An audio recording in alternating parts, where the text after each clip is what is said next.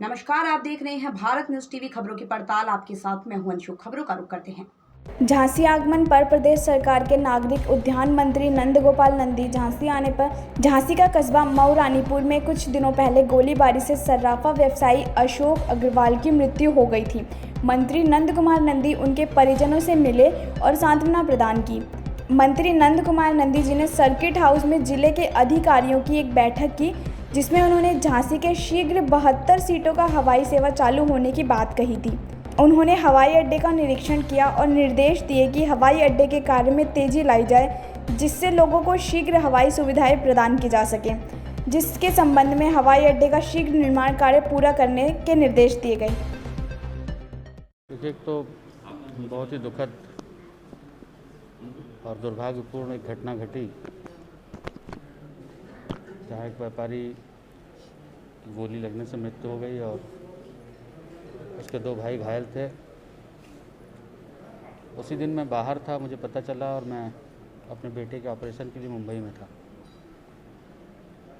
उसी समय मैंने अधिकारियों से बात करी कि इस पर जो भी नामजद लोग हैं उनको गिरफ्तार किया जाए और उनके खिलाफ कठोर कार्रवाई की जाए, जो भी आरोपी। तो कप्तान साहब ने हमसे भरोसा दिलाया था कि आप आएंगे, उसके पहले हम सबको गिरफ्तार कर लेंगे। और मुझे इस बात की खुशी है कि कठोर कार्रवाई करते हुए उन सबको गिरफ्तारी हुई। दुर्भाग्यवश अशोक जी हम लोग के बीच नहीं हैं।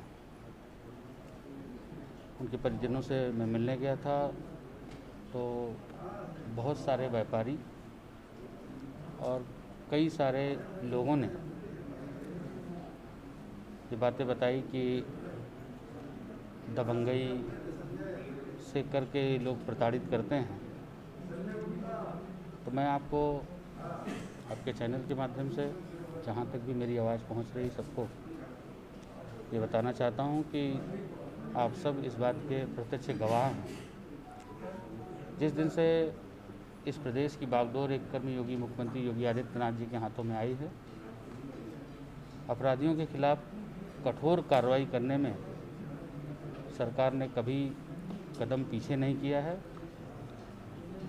और जो भी अपराधी अपराध करता है उसको तुरंत कड़ी से कड़ी सज़ा दिलाने के लिए माननीय मुख्यमंत्री जी के स्पष्ट निर्देश हैं। अपराधियों के घर बुलडोजर चलाए गए। अपराधी डरा सहमा हुआ या तो जेल की सलाखों में है या प्रदेश छोड़ करके भाग गए हैं, और किसी ने दुस्साहस किया है, मुठभेड़ हुई है तो दुनिया भी छोड़ना पड़ा है। मैं अभी मुझे व्यापारियों ने ज्ञापन दिया है और मैं इसके पक्ष में हूँ कि जिस तरह से शराब माफिया,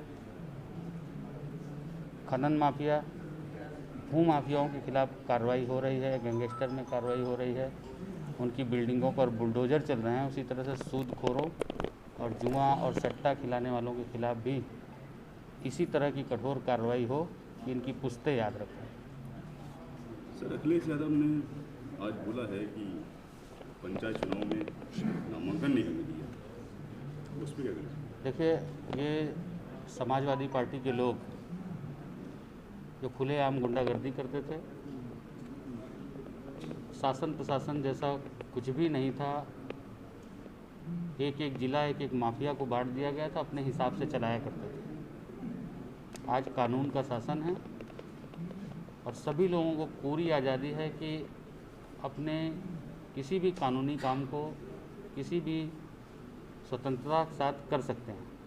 इनको आरोप लगाना और अखिलेश जी की बात, मैं ऐसा समझता हूँ, आप मीडिया जगत के लोग, उनकी बात, उनकी बचकाना हरकत, चाहे टोटी की बात रही हो, चाहे वैक्सीन पर पलटनी मारने की बात रही हो, थूक के चाटने वाली बात रही हो, ऐसे सर्वोच्च पद पर बैठे रहे हैं और